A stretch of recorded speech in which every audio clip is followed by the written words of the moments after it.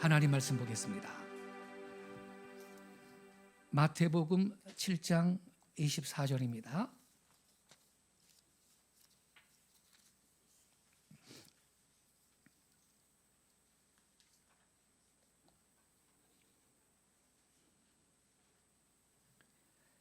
(24절부터) (27절까지)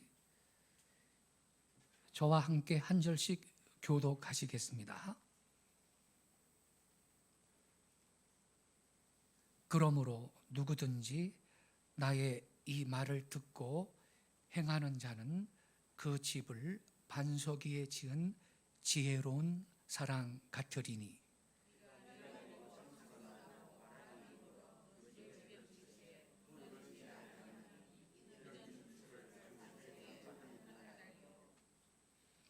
나의 이 말을 듣고 행하지 아니하는 자는 그 집을 모래 위에 지은 어리석은 사람 같으리니,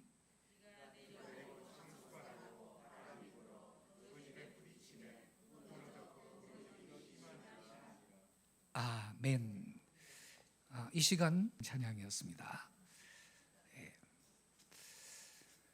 오늘 아침에는 함께 읽은 이 본문 말씀을 중심으로 반석 위에 세운 집, 이러한 제목 아래 말씀을 드리겠습니다. 마태복음 5장부터 7장을 가리켜서 산상수훈이라고 합니다. 산상수훈. 우리 예수님께서 갈릴리의 작은 산 위에서 제자들과 군중에게 행한 설교이기 때문에 산상수훈 이렇게 말을 합니다. 그 내용은 천국 시민의 헌장이라는 팔복을 소두로 해서 천국 백성의 사회적인 의무, 자선행위, 기도, 금식, 이웃사랑 등에 관한 가르침이 주를 이룹니다. 오늘 아침 우리가 읽은 이 본문은 산상수훈 전체의 결론이기도 하고 또 7장의 결론이기도 한 말씀입니다. 오늘 아침에는 본문에 등장하는 반석 위에 세운 집과 모래 위에 세운 집, 두 집을 대조해 보면서 무너지지 않는 집과 무너지고 말 집은 어떤 집인지를 함께 묵상하고 살펴보도록 하겠습니다. 유명한 신학자 윌리엄 버클레이는 건축 재료는 인생과 비슷한 데가 있다, 이런 말을 했습니다. 그는 하나님께서 우리에게 완성된 인생을 제공해 주시는 것이 아니고 인생의 재료를 제공해 주신다, 이렇게 말하면서 우리는 그걸 사용해서 자신의 인생을 바로 지어내야만 한다, 이렇게 말했습니다. 버클레이는 하나님은 인생의 재료로서 우리에게 재능과 능력을 가진 우리 자신을 제공해 주시고 다시 아름답고 풍성한 세계와 우리와 더불어 함께 살아갈 동료를 제공해 주시고, 그리고 하나님은 이러한 재료들을 다루어서 가치 있는 인생을 지어내라, 우리에게 이렇게 말씀하신다. 버클레이는 그렇게 설명했습니다. 그는 계속 말하기를 하나님은 우리한테 완제품을 주시는 게 아니다. 인생의 재료를 제공해 주시고 하나님은 우리를 위해서 뭘 해 주시는 것이 아니고 우리가 스스로 할 수 있도록 우리에게 힘을 제공해 주시고 우리가 무엇이든지 할 수 있도록 격려하며 힘이 되어 주시는 것이 하나님의 방침이다, 이렇게 말했습니다. 요한 크리스토스토문요, 삶 속에서 삶 속에서 폭풍과 홍수가 반복하여서 우리를 덮친다 그랬습니다. 안셀름 구리는요, 이런 게 우리 인간 실존의 일부분이다 이런 말을 했습니다. 우리 사람들 가운데는요, 하나님께서 제공해 주신 인생의 재료들을 갖고 삶 속에서 반복하여 일어나는 폭풍과 홍수를 잘 견뎌낼 수 있는 집을 짓는 사람이 있는 반면에 폭풍과 홍수가 덮칠 때 여지없이 무너지고 마는 집을, 그런 허술한 집을 짓는 사람들도 있습니다. 예수님의 말씀에 따르면 전자는 집을 반석 위에 지은 지혜로운 사람이고 후자는 그 집을 모래 위에 지은 어리석은 사람입니다. 성도 여러분, 우리 모두는 집을 짓는 건축가입니다. 어떤 집을 짓고 계십니까? 우리 인생은 두 가지 기초 위에 서 있습니다. 하나는 반석이고 하나는 모래입니다. 어디에 집을 세우고 있습니까? 하나님께서 우리에게 선물로 주신 인생의 재료들을 가지고 우리가 어떻게 폭풍과 홍수 속에서도 무너져 내리지 않고 견고하게 서 있는 집을 지을 수 있을까? 예수님은 이러한 물음에 대하여서 뭐라고 말씀하십니까? 나의 말을 듣고 행하라, 이렇게 말씀하십니다. 여러분, 본문 24절 25절을 다시 한번 보시기 바랍니다. 누구든지 나의 이 말을 듣고 행하는 자는 그 집을 반석 위에 지은 지혜로운 사람 같으리니 비가 내리고 창수가 나고 바람이 불어 그 집에 부딪히되 무너지지 아니하나니 이는 주초를 반석 위에 놓은 까닭이요, 이렇게 말씀하셨습니다. 말씀을 듣고 말씀대로 행하는 사람은 반석 위에 집을 짓는 사람입니다. 그러나 말씀을 들어도 그저 지적 만족으로 그치고 단순히 지적 동의로만 멈추고 말씀대로 살지 않는 그런 사람은 모래 위에 집을 짓는 사람이라는 것입니다. 26절 27절에 예수님은 계속 이렇게 말씀하셨습니다. 나의 이 말을 듣고 행하지 아니하는 자는 그 집을 모래 위에 지은 어리석은 사람 같으리니 비가 내리고 창수가 나고 바람이 불어 그 집에 부딪힘에 무너져 그 무너짐이 심하니라. 여러분, 평상시에는요, 반석 위에 지은 집과 모래 위에 지은 집이 구분이 잘 안 됩니다. 달라 보이질 않죠. 그러나 비가 오고 바람이 불고 홍수가 나면 결과가 달라지는 겁니다. 반석 위에 지은 집은 아무 문제가 없지만 모래 위에 지은 집은 여지없이 큰 소리를 내면서 무너지고 마는 것입니다. 여기에 이 비가 온다, 비, 창수, 바람, 이러한 말은 시련이나 유혹이나 고난을 비유한 말인 것입니다. 그러나 우리 예수님의 말씀을 듣고 지키고 그 말씀을 행하는 사람은 무너지지 않는다라는 것입니다. 왜 그럴까요? 여러분, 우리가요, 주님의 말씀을 듣고 행할 때 성경에 나오는 인물들처럼 하나님을 신뢰하고 하나님 안에서 자신의 근거를 발견하게 되고 올바른 눈으로 세상을 바라보고 사물과 이 세상 사건들에 대해서 정확한 해석을 할 수 있게 됩니다. 실제를 올바르게 바라보는 사람, 사물과의 관계를 정확히 정립하는 사람은요, 더 이상 스스로 자신한테 상처를 입히지를 않습니다.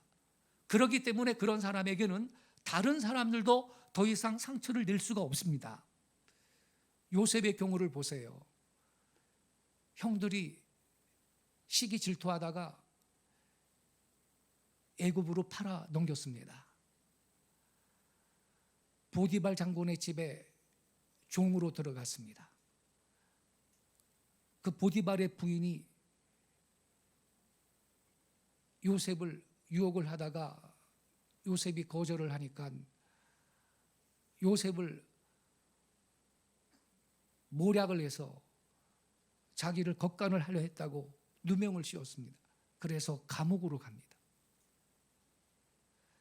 근데 이 요셉은요, 형들과의 적대 관계도, 보디발의 부인이 한 모략도, 감옥 생활도 요셉에게는 상처를 낼 수 없었습니다. 요셉이 감옥 구석에 쭈그리고 앉아가지고 이 더럽고 악한 세상, 이 더러운 인간들아 그러면서 한숨을 쉬고 소리를 지르고 눈물을 흘리고 그렇게 날들을 보냈습니까? 요셉은 안 그랬습니다. 감옥 생활도 성실했습니다. 간수장한테 인정을 받습니다. 어떻게 그럴 수가 있죠? 요셉은요, 하나님이 자기한테 준 그 꿈을 믿고 있습니다. 형님들 내 말 좀 들어봐. 내 볕단은 서 있는데 형님들 볕단이 쭉 둘러서가지고 절을 하던데 이거 왕되는 꿈이거든요. 그러니까 형들이 그렇지 않아도 아버지가 요셉을 총애를 해서 미워 죽겠는데 시기 질투가 나고 이런 말 하니까 더 기분 나쁜 거죠. 근데 한술 더 떠가지고 내 말 좀 들어봐요. 해와 달과 11별이 나한테 절합니다. 이제는 해와 달은 부모까지 해당하는 거예요. 11별은 자기 형제들이고. 한술 더 떠서 그런 꿈 얘기를 하는 거예요. 그러니까 여러분, 이 형들이 더 증오를 하는 거예요. 그런데 꿈하고 반대거든요. 무슨 왕이 돼요, 왕은. 아주 인생 망치는데 말이죠, 지금. 노예로 팔려갔다가 지금 감옥까지 왔는데. 근데 요셉은요, 하나님이 꿈을 통해서 자기에게 하신 그 말씀만 붙들고 있는 겁니다. 할렐루야. 누구도 요셉을 상처를 줄 수가 없는 거예요. 상처받지 않아요. 이런 사람은요, 누구도 상처를 낼 수가 없습니다. 누가 상처를 주기 전에 스스로도 상처를 입지를 않는 겁니다. 왜? 요셉은 하나님께서 꿈을 통해 자기에게 주신 말씀을 지키며 사는 사람이에요. 그 말씀을 믿고 있고 자기한테 꿈을 통해 주님 하신 그 말씀을 하나님이 이룰 줄로 믿고 있고 그런 말씀을 하신 하나님을 요셉은 감옥에 가서도 신뢰하고 있는 겁니다. 그러니 내가 그냥 자살을 하고 말까 그런 생각을 할 리가 없는 겁니다. 할렐루야.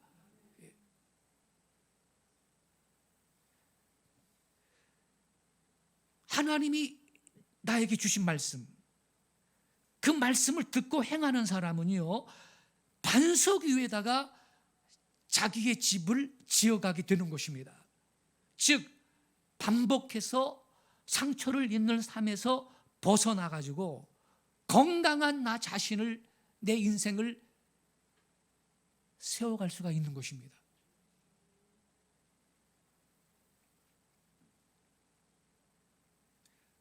그리스도 위에 자기 내면의 집을 세운 사람은 어떤 상처로도 흔들릴 수가 없습니다. 그러나 무지와 겸손함과 자기 편견과 부패로 모래 위에다가 자기 생의 집을 세우는 사람은 누가 상처 주기 전에 스스로가 상처를 입힙니다.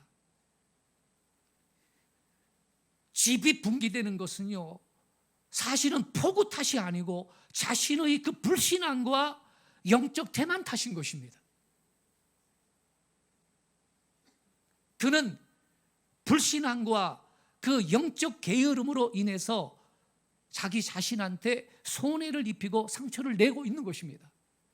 그리고 이러한 상처가 있는 사람은 남들한테도 자꾸 상처를 줍니다.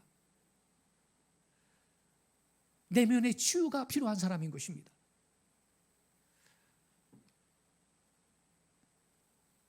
우리 주님의 말씀은요, 그러한 허구의 기반 위에 생의 집을 지어가지 않게 하는 것입니다. 주의 말씀을 듣고 지키는 사람은요, 그의 지혜가 원수보다 뛰어나고요, 스승보다 낫고 노인보다 월등합니다. 그러니 그 집이 허술할 수가 없습니다. 웬만한 바람이 불어도 끄떡도 안 합니다. 시편 119편 97절부터 100절까지 우리 한번 같이 읽어보겠습니다. 자, 교독하겠습니다. 제가 97절을 읽을게요. 내가 주의 법을 어찌 그리 사랑하는지요, 내가 그것을 종일 작은 소리로 읊조리나이다.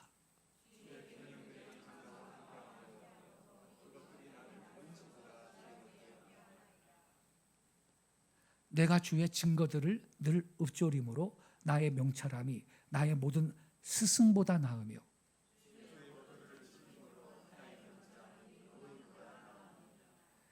이 시편 기자의 고백을 한번 깊이 묵상해 보시기 바랍니다. 98절에 보면요, 주의 계명들, 주님의 말씀을 말하는 거죠. 이 주의 말씀이 항상 나와 함께함으로 그것들이 나를 원수보다 지혜롭게 한다 그랬어요. 그러니 원수와 싸울 때 승리할 줄로 믿습니다. 네. 지혜로우니까. 원수와 싸울 때, 악한 자들과 무슨 협상을 할 때 반드시 압도할 것입니다.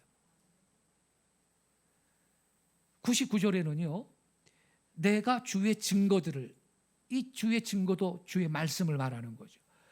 주의 말씀들을 늘 읊조림으로 나의 명철함이 나의 모든 스승보다 낫답니다. 그리고 100절에는 이 주의 법도를 지킴으로 명철함이 노인보다 낫대.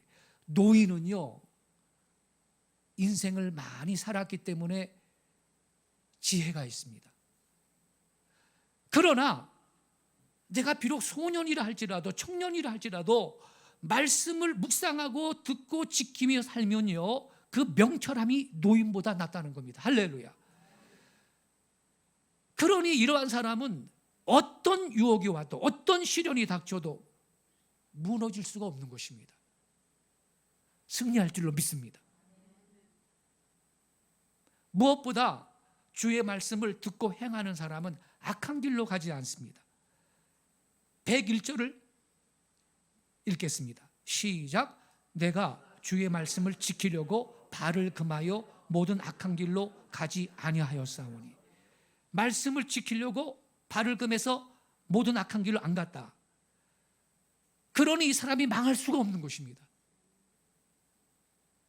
여러분, 지금도 감옥에 가면요, 교도소에 가면 이런 죄 저런 죄 여러 죄를 짓고 수감되어서 옥살이 하는 사람들 있어요. 불행한 인생들이죠.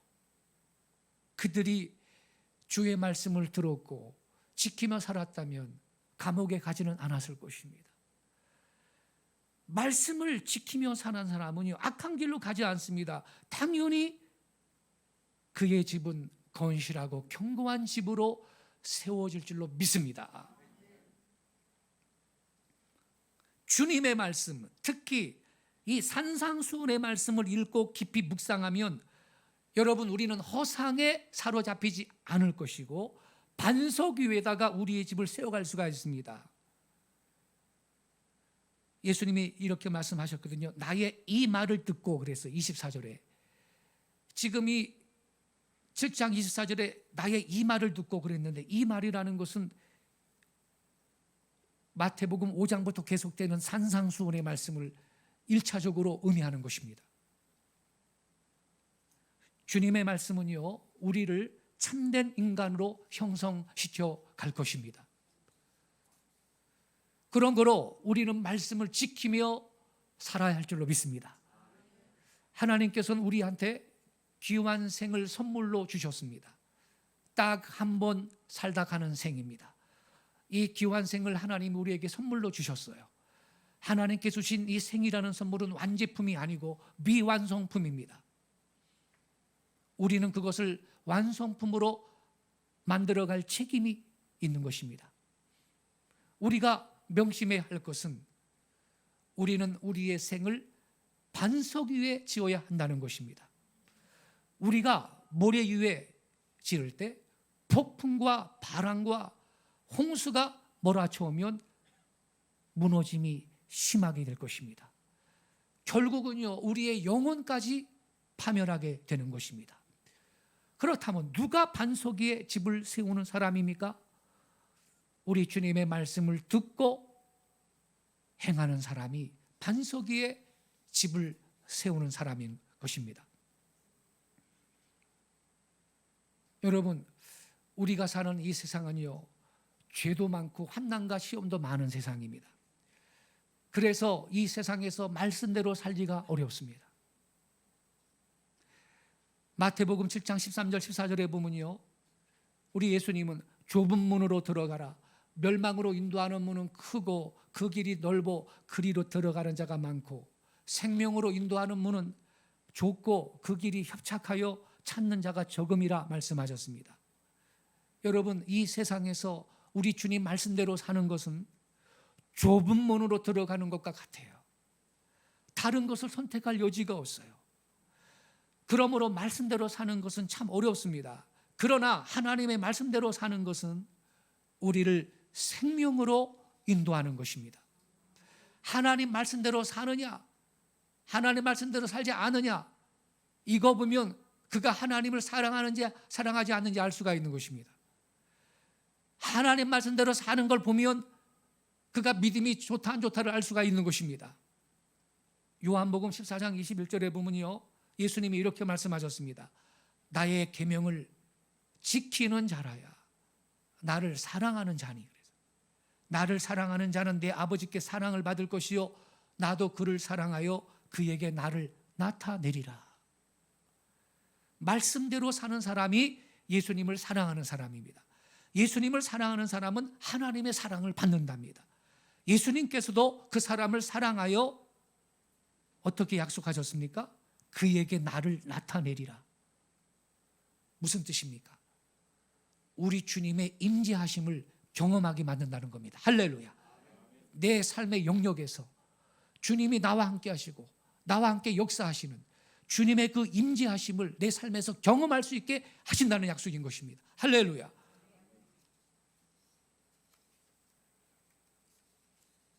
요한복음 14장 23절에 보면요, 사람이 나를 사랑하면 내 말을 지키리니 이렇게 말해요. 내 아버지께서 그를 사랑하실 것이요 우리가 그에게 가서 거처를 구하 함께하리라 이렇게 말씀하셨어요.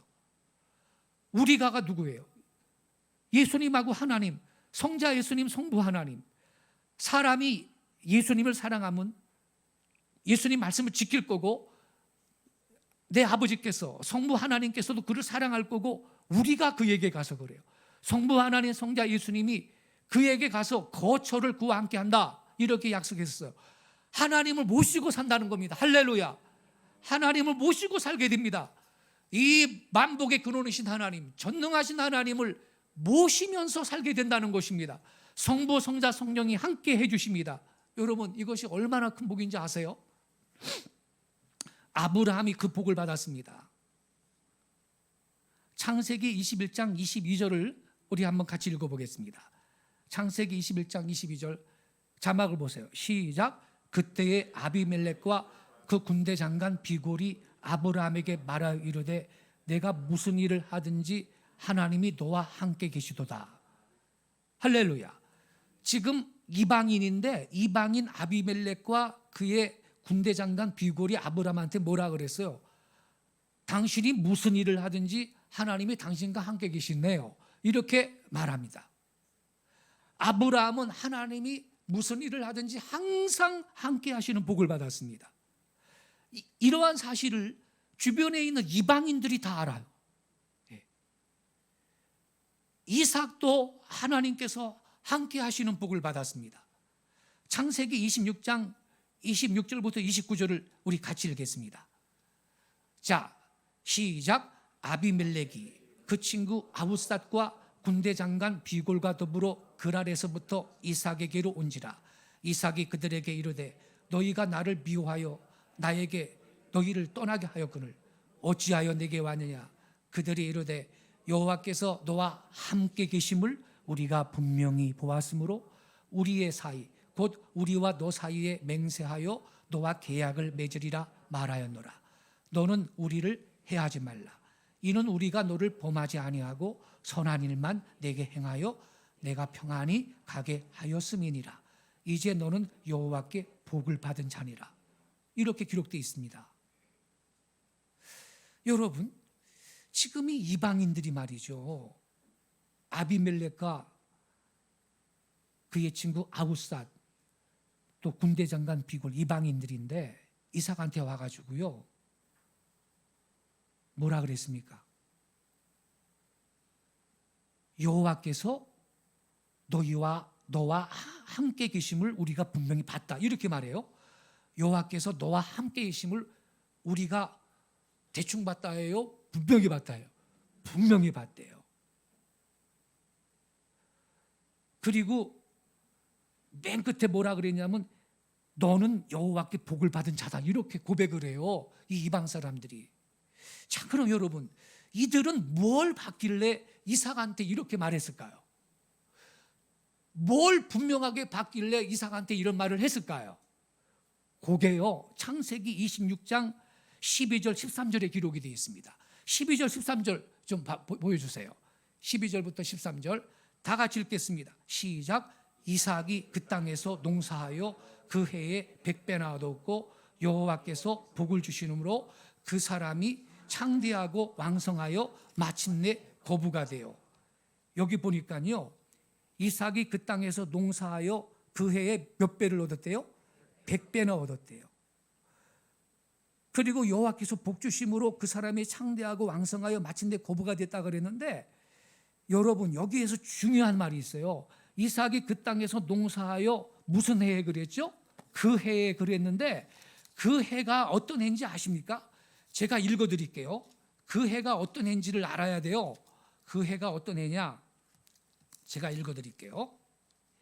26장 우리가 읽었잖아요. 26장 1절에 이렇게 기록이 되어 있어요. 아브라함 때 첫 흉년이 들었더니 그 땅에 또 흉년이 들매. 뭐가 들었다는 거예요? 흉년이 들었대, 흉년이. 이삭이 그랄로 가서 블레셋 왕 아비멜렉에게 이르렀더라 그랬습니다. 자, 그러니까 여러분, 그때가 어느 때냐?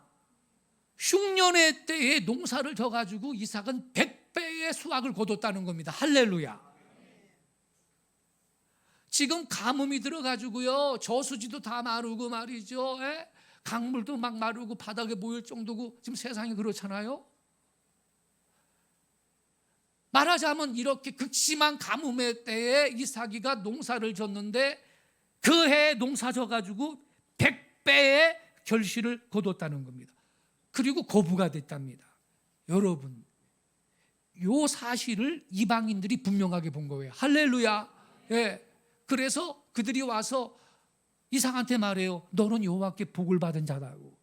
성도 여러분, 다른 사람들이 다 잘 될 때 잘 되는 것은 당연한 겁니다. 그래요, 안 그래요? 우리 믿는 성도들은요, 다른 사람이 안 될 때도 잘 되는 하나님의 은혜가 있는 줄로 믿습니다. 네.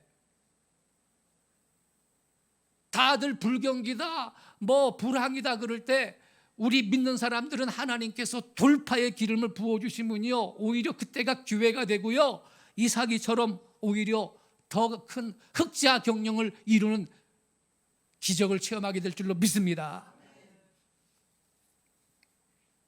이삭은요, 하나님께서 함께 하시고 복을 주셔서 흉년이 들었는데 그때 농사를 지었음에도 100배의 결실을 거두었습니다. 하나님께서 이삭한테 복을 주셔서 이삭이 마침내 거부가 되었습니다. 하나님께서 함께 하시는 복이 이렇게 귀한 것입니다. 하나님이 누구와 함께 하시나요? 말씀대로 사는 사람을 하나님이 함께 하시고, 그와 거처를 함께 해주시는 하나님이신 것을 믿으시기 바랍니다. 우리가 하나님을 사랑한다면 하나님 말씀대로 살아야 할 거예요. 하나님께서는 하나님의 말씀대로 사는 사람하고 함께 해주시는 것입니다. 이 세상을 보면요, 걱정이 많아요. 네? 그러나 우리 믿는 자들은 걱정할 거 없어요. 전지전능하신 하나님, 절대 주권을 갖고 계신 하나님께서 우리의 아버지가 되시기 때문입니다. 할렐루야. 그렇기 때문에 우리는 말씀대로 살면 되는 겁니다. 우리가 말씀대로 살면 하나님께서 우리와 함께 해주시는 걸 믿으시기 바랍니다. 하나님께서 우리에게 복을 주시는 것입니다. 피할 길을 주십니다, 여러분. 그래서 우리나라 보세요. 지금 우한폐렴 때문에 그렇잖아도 세상에 살기 어려운데 푸틴이 말이죠, 우크라이나 전쟁 일으켜가지고서는요, 곡물도 수출도 제대로 못하고 식량도 위기를 겪고 있고 물가 오르고 난리잖아요 지금. 근데 우리나라는요, 영향이 전혀 없는 건 아니지만 말이죠, 지금 폴란드가 옛날에 소련한테 한번 소련 탱크에 아주 피바다가 된 적이 있거든요. 이거 그 다음 차례는 우리나라가 되겠다. 그래가지고 우리나라 무기 전체 20조가 넘는 그 무기 지금 계약한 거 아시죠? 할렐루야. 이 땅에 믿는 성도, 나라와 민족을 위해서 기도하는 성도들, 말씀대로 사는 성도들이 있기 때문에 하나님은 이렇게 또 다른 길을 열어주시는 것입니다. 할렐루야. 예. 또 가스를 갖다가 러시아가 잠궈버리겠다고 겨울이고 닥치는데 이거 지금 가스비가 10배 이상 올랐다잖아요. 여러분 10만 원 정도 했던 것이 120만 원, 30만 원 간대요. 독일 같은 나라에. 근데 가스를 잠궈버리겠다는 거예요. 지금 푸틴이 말이죠. 겨울이고 오는데 말입니다. 큰일 났어요. 그래가지고서는 저 먼 나라 캐나다 같은데, 미국 같은 데에서 그거 LNG를 갖다가 갖고 와야 되는데, 그럼 LNG 운반선이 필요한데 그건 또 우리나라만 맞는데요. 할렐루야. 아이고, 그거를 우리나라 지금 있죠. 5년치 이상 다 지금 수주 다 받아놔가지고 지금 더 여력이 없을 정도라는 거. 할렐루야. 그게 얼마나 비싼데, 여러분. 그러니까 우리는요, 복음 전하는 나라, 예수 왕국, 성교 왕국 되고 말이죠. 이 땅에 믿는 성도들이 나라의 민족을 위해서 기도하고 말씀대로 살면요, 우리는 국제적으로 가뭄의 때에 우리는 호황을 누리게 될 줄 믿습니다. 하나님께서 함께 하실 때 이런 역사가 있는 거예요. 할렐루야. 그리고 하나님과 하나님이 함께 해주시는 그러한 성도, 그러한 나라, 그러한 개인을 자꾸 해코지 하려고 그러는 인간이 있죠. 천벌을 받습니다. 네. 안 건드리는 게 좋아요. 하나님과 함께하는 성도를 그 사람 아주 망하려고 작심한 사람인 것입니다. 그러니까 여러분, 우리는 걱정할 거 없어요. 우리는 하나님 사랑하고 하나님 말씀대로 살기를 바랍니다. 네. 창세기 39장 2절 3절에 보니까 이런 말씀이 있어요. 여호와께서 요셉과 함께 하심으로. 요셉과도 함께 하셨대요. 결과가 뭡니까? 그가 어떤 자가 됐답니까? 형통한 자가 되어 그랬어요. 형통한 자가 되어 그의 주인 애굽 사람의 집에 있으니 그의 주인이 여호와께서 그와 함께 하심을 보며 또 여호와께서 그의 범사에 형통하게 하심을 보았더라. 이렇게 기록이 되어 있습니다. 그런 거로 여러분, 형통한 삶을 누리기 위하여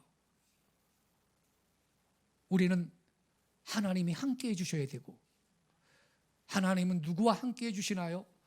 어떤 사람과 거처를 함께 하십니까? 말씀대로 사는 성도인 줄로 믿습니다. 그런 거로 우리가 말씀대로 살지 못했다면 이 시간에 회개하고 말씀대로 살 것을 결단하는 복된 시간이 되시기를 바랍니다. 하나님 말씀을 듣고 말씀대로 행하는 사람은 하나님을 모시고 사는 복을 받는 것입니다.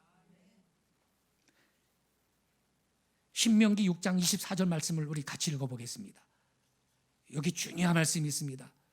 신명기 6장 24절 시작. 여호와께서 우리에게 이 모든 규례를 지키라 명령하셨으니 이는 우리가 우리 하나님 여호와를 경외하여 항상 복을 누리게 하기 위하심이며 또 여호와께서 우리를 오늘과 같이 살게 하려 하십니다. 할렐루야. 하나님께서 왜 하나님 말씀을 지키라고 명령을 하셨습니까, 여러분? 뭘 누리려고요? 복을 누리게 하게 하려고. 우리가요 하나님을 경외함으로써 항상 복을 누리며 살도록 하려고 하나님께서 말씀을 지키며 살라고 하신 거예요. 할렐루야. 그런 거로 여러분 복을 누리며 살기 원하신다면 우리는 말씀을 지키며 살아야 될 것입니다. 내 자식들도 말이죠, 하나님 말씀을 묵상하고 말씀을 경외하고 말씀을 지키며 살도록 할 때 내 자손이, 내 자식이, 그의 자손들이 천대까지 복을 받을 줄로 믿습니다. 신명기 10장 13절 말씀도 같이 읽어보겠습니다. 신명기 10장 13절 시작. 내가 오늘 내 행복을 위하여 내게 명하는 여호와의 명령과 규례를 지킬 것이 아니냐. 할렐루야. 누구 행복을 위하여? 너 행복을 위해서 너한테 명령하는 여호와의 명령과 규례를 지켜라 그랬습니다. 할렐루야. 그런 거로 하나님의 말씀을 지키며 사는 사람, 하나님 말씀을 순종하며 사는 사람은 행복하게 살 수 있는 걸 믿으시기 바랍니다. 인생들이 불행하게 살고 감옥 가고 울고불고 부르짖고 이거 다 하나님을 무시하고 말씀을 멸시하며 살기 때문에 그런 것입니다. 오세훈 서울시장한테 내가 예언하겠습니다. 당신이 말이야 내년에도 서울시청에서 동성애 퀴어 축제를 허용을 한다면 서울시장으로서 망신당할 일이 한번 생길 거예요. 지난 여름에 저기 강남에 홍수 난 거 유도 안 되는 어려움을 겪을 걸 아시오.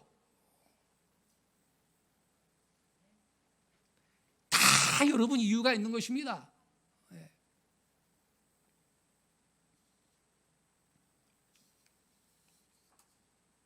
하나님 말씀대로 살 때 모든 복을 받는 것입니다. 하나님 말씀대로 사는 것이 힘들고 어려워도 하나님 말씀대로 살면 복을 받습니다. 그래서 말씀대로 사는 것이 기쁘고 즐겁습니다. 힘들어도요 기쁘고 즐거우면 얼마든지 할 수 있는 것입니다. 우리는요 하나님 말씀을요 그저 지적 유의를 위해서 들어서는 안 됩니다. 지적 만족을 위해서 그렇게 하나님 말씀을 읽어서도 안 됩니다. 하나님 말씀을 들었을 때 단순히 지적 동의를 그쳐서도 안 됩니다. 반드시 내 삶에 적용해서 그 말씀대로 지키며 살아야 할 줄로 믿습니다. 상 가운데 말씀대로 이루어져야 하는 것입니다. 말씀대로 되는 것을 체험하며 살아야 합니다. 그래서 간증할 것이 있어야 하는 것입니다. 지난주에 말씀드렸죠. 이스라엘이 AD 70년에 타이투스 장군한테 예루살렘이 완전히 망할 때 66년에 갈루스 장군이 먼저 와서 한번 포위했었다 그랬죠. 그래가지고서는 복음로 확보가 미흡해가지고 다시 철군을 했다가 돌아오는 중에 유대인 게릴라한테 암살을 당해 죽었다 그랬어요. 그 후에 이제 티투스 장군이 AD 70년에 쳐들어왔는데 AD 66년에 예루살렘이 포위되는 것을 보고 믿는 유대인들은 예수님의 말씀을 기억했다 그랬죠. 너희가 예루살렘이 군대들에게 에워싸이는 걸 보거든 멸망에 가까운 줄 알아라. 성 안에 있는 자들은 성 바깥으로 나가라. 들어가지 말라. 그 말씀을 기억하고 다 뛰쳐나갔다 그랬잖아요. 그래서 그들은 전쟁에서 다 살아남고 나중에 전쟁이 끝난 다음에 돌아갔다 그랬죠. 이거 보세요. 말씀대로 살 때 하나님 말씀의 능력을 경험하게 되는 걸 믿으시기 바랍니다. 예, 그러니까 당장 힘들어도 말씀대로 살아봐야 하는 거예요. 그래야 말씀의 능력을 경험하고 말씀의 이 복을, 말씀이 주는 축복을 경험하게 되는 것입니다.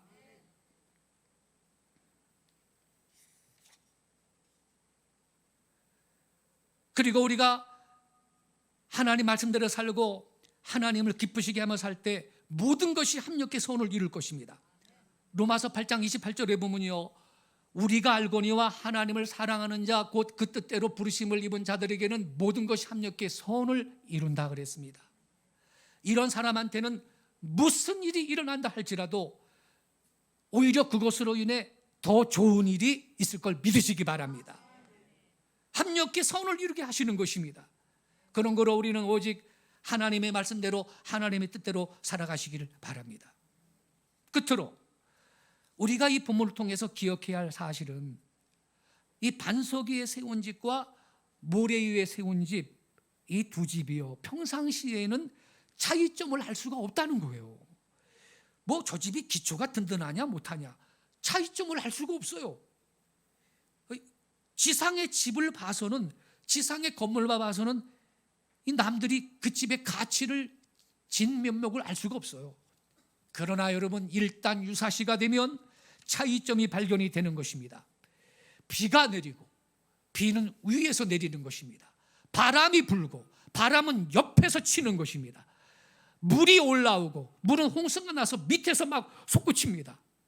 이렇게 여러분, 위에서 오는 시험이 있고 옆에서 오는 시험이 있고 아래에서 오는 시험이 있는데, 그야말로 사면에서 유혹과 시험이 들어올 때, 그때는요 참된 집과 기초가 좋지 못한 집의 차이가 생기는 거예요. 그때는 반석 위에 세운 집은 든든하게 그냥 서 있는 것입니다. 할렐루야. 오히려 그럴 때 그 집이 더 빛나게 되는 것입니다. 그러나 모래 위에 세운 집은 여지없이 크고 시끄러운 소리를 내면서 무너져 버리는 것입니다. 다 쓸려가 버리는 것입니다, 여러분. 그러니까 일단 유사시에 반석 위에 세운 집하고 모래 위에 세운 집이 그 차이가 나타나는 것입니다. 그래서 여러분, 우리 신자들은요 어떤 특수한 환경 속에 들어갈 때 비로소 알 수가 있습니다. 진실한 신자는요 어떤 환경 속에 가든 요동하지 않습니다. 안 흔들립니다. 오히려 어려울수록, 고난이 닥칠수록 더욱 빛나게 보이는 것입니다. 그러나 모래 위에 세운 집은요 근거 없는 믿음이라는 사실을 그때 보여줍니다. 당장 무너지는 것입니다. 조금만 흔들어도 넘어지고 마는 것입니다. 북한의 공산군이 남침에 들어왔을 때 어떤 촌락에서 이런 사실이 있었습니다. 장로님이 두 분 계셨는데요, 한 분은 농사만 짓고 사는 분이고 한 분은 돈도 많고 먹물 맛도 알고 정치성이 있는 사람이었습니다. 공산주의가 들어오자마자 돈 있는 분은 당장 공산당한테 아부해가지고 시키는 대로 다 했습니다. 그뿐만 아니라 이승만 정부를 욕하고 기독교를 배척해 나갔습니다. 그런데 농사만 짓던 그 다른 장로님은 어려운 가운데서도 예배당 가서 기도하고 혼자 예배를 드렸습니다. 그러니 붙들릴 수밖에. 얻어맞기도 하고 신문을 받기도 했는데 그렇게 고난받으면서 인민군 점령하에서 세월을 보냈습니다. 그런데 놀라운 사실은 그 후에 유엔군이 인천에 상륙했을 때 이 빨갱이 공산군이 도망가면서 자기들한테 아부했던 장로를 붙들어 죽여버리고 그동안 교회 가서 기도했던 장로님은 살려두고 갔다는 겁니다. 그들이 가면서 이유를 설명하기를, 우리한테 아부했던 이 사람은 이 다음에 또 이승만 정부가 들었으면 거기에도 아부할 것이고, 그죠? 이승만 정부 앞에서는 우리를 욕할 놈이다. 그러고는 이러면 죽어야 된다 그러고 죽이고 갔다는 겁니다. 예. 그러나 저 농사꾼 장로는 언제나 변치 않는 사람이니 언제나 저 모습일 것이다. 그러니 죽일 아무런 이유가 없다. 그리고 그냥 살려두고 갔다는 겁니다. 할렐루야. 예. 여러분, 우리는요 어떠한 환난의 바람이 불어도, 유혹의 바람이 불어도 반석 위에 내 집을 굳세게 세우고 무너지지 않는 말씀대로 사는 성도가 되시기를 축원합니다. 반석 위에 세운 집은요, 일단 유사시에 빛을 발하는 신앙인 것입니다. 산에 있는 소나무가 사시사철 푸르다는 것은 언제 알아요? 겨울이 와봐야 하는 겁니다. 유사시에 빛나는 신앙이 훌륭한 신앙인 것입니다. 우리가 이러한 신앙의 집을 지어야 될 줄로 믿습니다. 유사시에 빛나는 신앙. 지금 있죠, 우리가 2년 동안 요 우한 폐렴 때문에 교회들이 핍박 많이 받았습니다. 그때 쭉정이와 알곡이 드러났습니다. 이 아무개 목사는요, 정권의 그 정책에 야합하고 자기 인기에 영합하면서 그때 정부가 예배당 문 닫고 현장 예배 못 드리라고 할 때 가만히 나 있지, 온라인 예배가 제2의 종교개혁이라고 떠든 인간이 있죠. 이제 팬데믹이고 말이죠, 이거 다 끝나면 그 인간은 이제 어떻게 설교할 거야. 성경에 말세를 당할수록 주님의 날이 임하는 걸 볼수록, 즉 재림의 날이 가까울수록 너희들은 피차의 권면에서 모이기를 힘쓰라 그랬는데, 그 사람이 그 설교할 수 있어요, 없어요? 그 설교를 그는 다시는 못합니다. 그 사람은 그 설교를, 성경에는 모이기를 힘쓰라 그랬는데 어떻게 그 설교를 합니까? 양심이 살아있으면 모일 필요 없다, 온라인 예배같이 종교개혁이다, 이런 헛소리를 했는데. 그래서 여러분, 신자든 주의 종이든 지난 2년 동안 말이죠, 누가 쭉정인지 누가 알곡인지, 누가 모래 위에 집을 세운 사람인지 반석에 세운 사람인지가 다 드러난 것입니다. 할렐루야.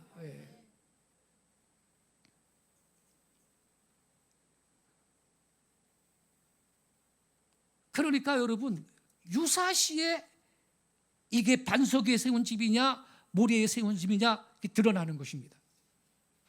성도 여러분, 우리는 다 집을 짓는 사람들입니다. 하나의 건축가들이에요. 여러분, 어떤 집을 짓고 있습니까? 반석 위에 집을 짓고 있습니까? 모래 위에 짓습니까? 어떤 집을 짓는 중이십니까? 반석 위에 집을 짓는 지혜로운 성도가 되시기를 바랍니다. 그리하여 하나님께 기쁨이 되고 더욱 아름답게 주님 오시는 날까지 귀하게 쓰임받는 복된 성도들 되시기를 예수님의 이름으로 축원합니다. 기도하겠습니다.